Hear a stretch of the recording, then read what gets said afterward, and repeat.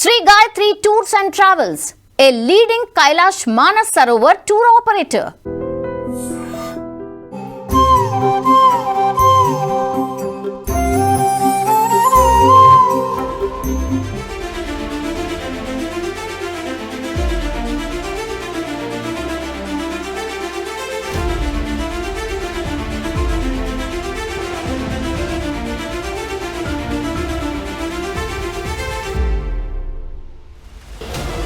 ఓం నమః శివాయ. నమస్కారం, వెల్కమ్ టు ఐ డ్రీమ్ యాత్ర with Gayatri tours and travels. ఇప్పుడు మనం గుప్తేశ్వర్ మహాదేవ్ గుహ గురించి తెలుసుకుందాం. నేపాల్లోని అందాల నగరం పోఖ్రాకి స్వాగతం. Welcome to I dream. నేను మీ విజిత. ఐ డ్రీమ్ యాత్ర with Gayatri tours and travels వారి తరఫున మనం చేస్తున్న నేపాల్ యాత్రలో భాగంగా ప్రస్తుతం మనం నేపాల్లోని పోఖ్రా పట్టణంలో ఉన్న గుప్తేశ్వర్ మహాదేవ్ ఆలయం దగ్గరికి మనం వచ్చేసామండి. ఈ ఆలయం విశిష్టత గురించి చెప్పాలి అని అంటే అంతా ఇంత కాదండి, అసలు మాటలే సరిపోవు అని చెప్పాలి. ఇక్కడ స్వామివారు స్వయంభుగా వెలిసిన శివయ్య. ఈ ఆలయంలో శివయ్య గుహల్లో కొలువై ఉన్నాడు, అందుకని ఈ ఆలయానికి గుప్తేశ్వర్ ఆలయము అని చెప్పి పేరు. అసలు ఏంటి శివయ్యకు సంబంధించిన స్టోరీ ఏంటి, ఆలయ విశిష్టత ఏంటి, ఇక్కడ స్థల పురాణం ఏంటో కూడా తెలుసుకునే ప్రయత్నం చేద్దాం.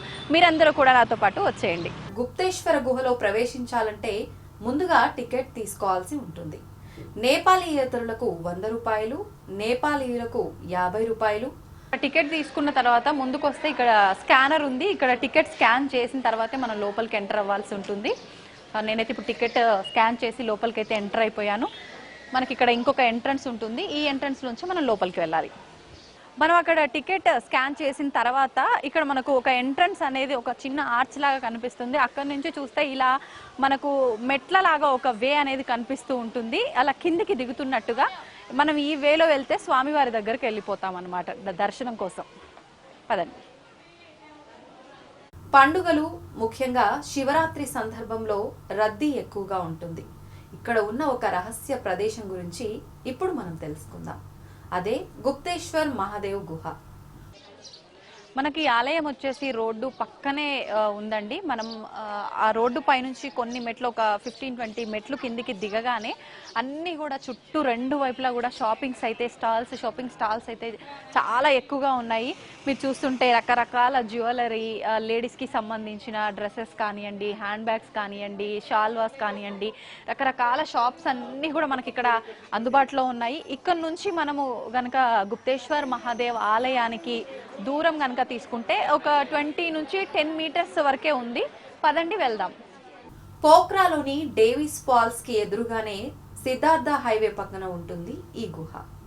భూగర్భంలో ఉండే ఈ ప్రాంతం ఇక్కడకు వచ్చే పర్యాటకులను, యాత్రికులను మరో లోకంలోకి తీసుకువెళ్తుంది. నేపాల్లోని పొడవైన గుహలలో ఒకటైన గుప్తేశ్వర్ మహాదేవ్ గుహ సుమారు 2000 మీటర్ల పొడవుతో విస్తరించి ఉంటుంది.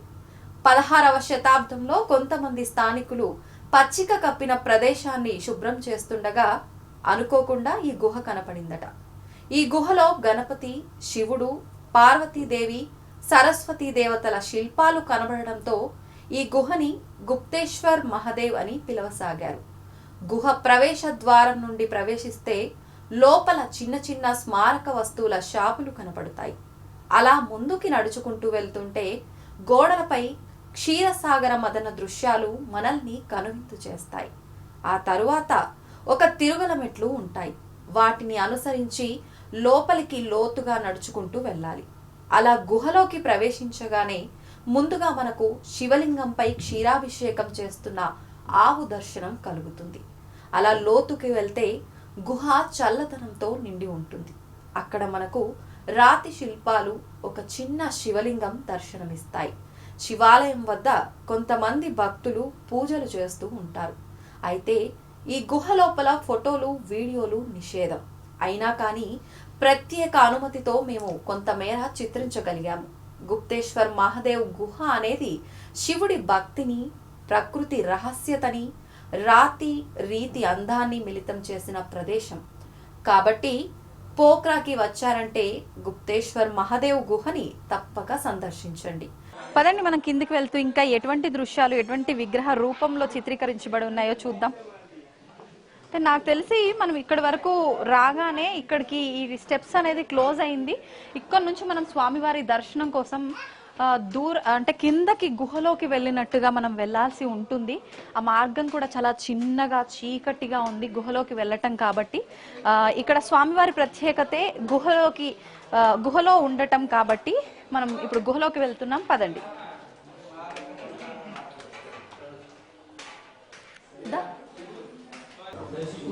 మనం ఇలా కొన్ని ద్వారాలు అయితే గుహలోకి చాలా చిన్నగా వంగుకొని వచ్చేటట్టుగా ఉన్నాయి. మనం అలా కొన్ని మెట్లు లోపలికి వచ్చిన తర్వాత మనకు ఇక్కడ గుహలోకి వెళ్లే మార్గం ఏదైతే ఉందో ఇక్కడే మనకు నేను ఏదైతే వెళ్తున్నానో ఆ మార్గం మనం ఎంట్రన్స్ పక్కనే ఎగ్జిట్ మార్గం కూడా ఉంది. పదండి వెళ్దాం మనం. అయితే మీరందరూ అనుకోవచ్చు ఈమె చేసేదేమో దేవుడికి సంబంధించిన వీడియోస్, క్షేత్రాలు ఇవన్నీ చేస్తుంది, వీడియోలో చూస్తే కాళ్ళకి చెప్పులు వేసుకున్నట్టుగా కనిపిస్తోంది అని చెప్పి మీరు అనుకుంటుండొచ్చు. కామెంట్ రూపంలో కూడా తెలియజేస్తారు, నాకు తెలుసు. అందుకని మీ అందరికీ ఒక క్లారిటీ ఇవ్వాలనుకుంటున్నాను. నాకు ఆశ్చర్యం కలిగించిన విషయం కూడా ఏంటి నేపాల్కి వచ్చిన తర్వాత అంటే, నేనైతే నిజంగా చాలా షాక్ అయ్యాను నేపాల్ రాగానే. అంటే మన దగ్గర సౌత్లో మాత్రం ఏ ఆలయంలోకి వెళ్ళినా కూడా చాలా పవిత్రంగా భావిస్తూ ఉంటాము. ఏ చిన్న తప్పు ఎక్కడ చేస్తామో అని చెప్పి చాలా జాగ్రత్తగా మనం వెళ్తూ ఉంటాము. ఆలయాలకు వెళ్ళేటప్పుడు ఆలయ ప్రాంగణంకి కొద్ది మీటర్ల దూరంలోనే మనం ఆ చెప్పులు వదిలివేయటం కూడా మనం చేస్తూ ఉంటాము. ప్రస్తుతం నేనున్నది నేపాల్ కదా, నేపాల్ దగ్గర మాత్రం ప్రతి ఒక్కరూ చెప్పులు వేసుకునే వెళ్ళటము, బయట ఉన్న కొన్ని విగ్రహాలకు అలా చెప్పులతోనే నమస్కారం చేసుకోవడము, ఇలాంటివన్నీ చూస్తున్నాము. నిజంగా నాకైతే చాలా వింతగా అనిపిస్తోంది. నాకెందుకో చెప్పాలనిపించింది మీ అందరికీ. మీరు ఖచ్చితంగా నన్ను చూసిన తర్వాత కూడా మీరు అదే అనుకుంటారు, ఫస్ట్ నువ్వు వీడియోలు చేయడం కన్నా ముందు చెప్పులు విడిచి మన సంస్కృతి సాంప్రదాయాలను గౌరవిస్తే బాగుంటుంది అనుకుంటారు. అందుకని చెప్పి నేను మీకు తెలియజేయాలనుకుంటున్నాను. పదండి ఇంకా స్వామివారి దర్శనం చేసుకుందాం.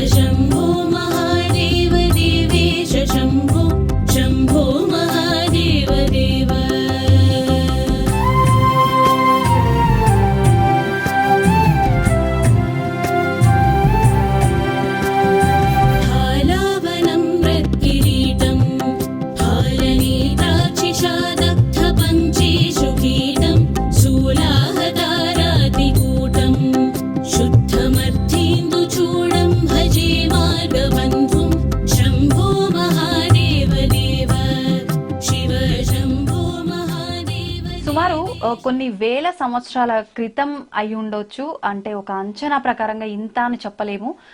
కానీ ఈ ఆలయం బయట పడింది అంటే ఇక్కడ ఒక స్వామివారు స్వయముగా వెలుసున్నారు, ఇక్కడ స్వామివారు శివయ్య కొలువై ఉన్నారు అని చెప్పడం జరిగింది మాత్రం కొన్ని వేల సంవత్సరాల క్రితం. ఎలాగా అంటే ఒక సాధువు ఆయన హిమాలయ పర్వతాలు అదంతా తిరుగుతూ అంతా అక్కడ కాదు ఇంకెక్కడైనా వెళ్ళి నేను ప్రశాంతంగా ధ్యానం చేసుకుందాము అని చెప్పి అలా వస్తున్న ఆ సమయంలో కాస్త అంటే ఆయన ఎక్కువగా శివయ్య ధ్యానంలో ఉండేవాడు, శివయ్యకి పరమ భక్తుడు.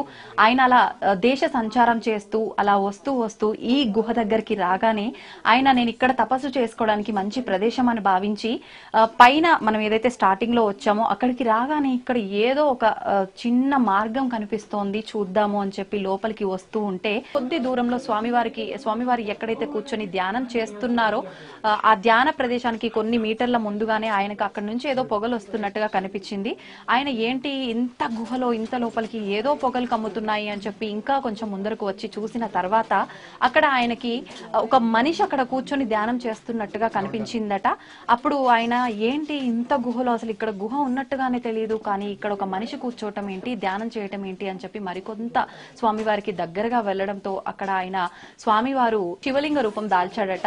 అలా ఇక్కడ స్వామివారు స్వయంభుగా వెలిశాడు. అప్పుడు ఆ సాధువు స్వామి నా జన్మ ధన్యమైపోయింది, ఇక్కడ ఉన్నది ఇంతసేపు మనిషి రూపంలో నాకు కనిపించింది, నువ్వేనా శివయ్య అని చెప్పి ఆయన ఆ స్వామివారిని దర్శించుకున్న తర్వాత అనంతరం ఇక్కడ స్వామివారు ఉన్నారు అని చెప్పి అంత భక్తుల రద్దీ అనేది మొదలవడం జరిగింది. అలా స్వామివారు గుప్తంగా ఇక్కడ ఈ గుహలో ఉండి ధ్యానం చేసుకున్నారు కాబట్టి కాబట్టి దీన్ని గుప్తేశ్వర మహాదేవ్ ఆలయము అని చెప్పి పిలుస్తూ ఉంటారు. ఇప్పటికీ స్వామివారు ఇక్కడ ఉన్నారు, ఇక్కడ ధ్యానం చేసుకుంటున్నారు అని చెప్పి భక్తుల యొక్క నమ్మకం. పదండి, అయితే మనకు స్వామివారి దర్శన భాగ్యం అయితే కలిగింది. ఇక్కడ ఏదో నది పారుతుంది అని చెప్పారు, మరి ఆ నది ఏంటో చూద్దాము. అయితే ఇక్కడ ఈ నది ప్రవహిస్తూ ఉండటం మనం చూస్తూ ఉంటాము, కానీ ఆ నది ప్రవహిస్తూ వెళ్ళిన తర్వాత ఒక దగ్గర కలుస్తోందంట. అది ఎక్కడ కలుస్తుంది, ఏంటి, ఎటువైపు వెళ్తుంది అనేది ఇప్పటి వరకు ఎవరు కూడా అంచనా వేయలేకపోయారట. పదండి, ఆ నది ఏంటో మనం కూడా చూద్దాం.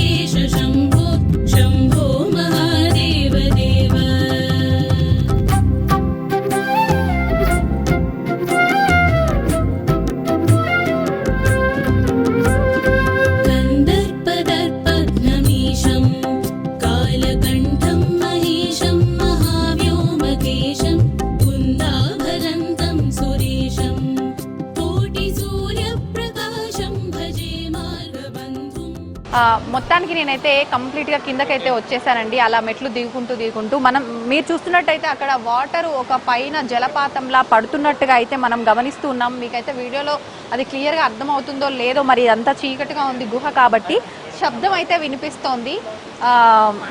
ఒకసారి చూడండి, అలా వాటర్ పడడం అయితే మనకు కనిపిస్తుంది, కానీ ఇది ఇలా ఎక్కడ వెళ్ళి కలుస్తుంది అనేది మాత్రం మనకి ఇక్కడ కనిపించట్లేదు. మనం అక్కడ స్వామివారిని దర్శించుకొని కిందకి అలా వచ్చిన తర్వాత గుహలో మనకు ఇక్కడ జలపాతాలు అనేది మనం చూడడం జరిగింది. అక్కడే పైన మనకి చూస్తుంటే శివయ్య కనిపిస్తున్నారు. శివయ్య ధ్యాన ముద్రలో కూర్చొని ఉన్నట్టుగా కనిపిస్తున్నారు. ఆయన ఎదురుగా అమ్మవారు ఆయనకి నమస్కారం చేస్తున్నట్టుగా ఇక్కడ మనకు దర్శనం ఇస్తున్నారు. ఒక్కసారి మీరందరూ కూడా స్వామివారిని అమ్మవారిని దర్శించుకోండి, వాళ్ళ అనుగ్రహాన్ని పొందండి. ఓం నమః శివాయ.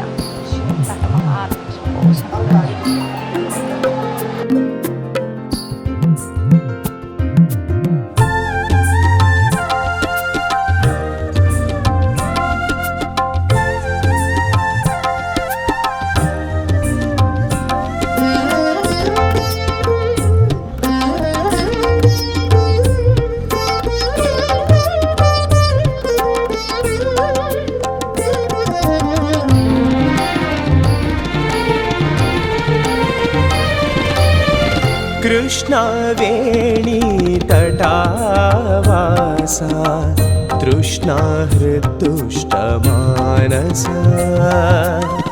कृष्णवेणी तटावासा तृष्णा हृदुष्टमानसा त्रासहारि महावीर त्रासहारि महावीर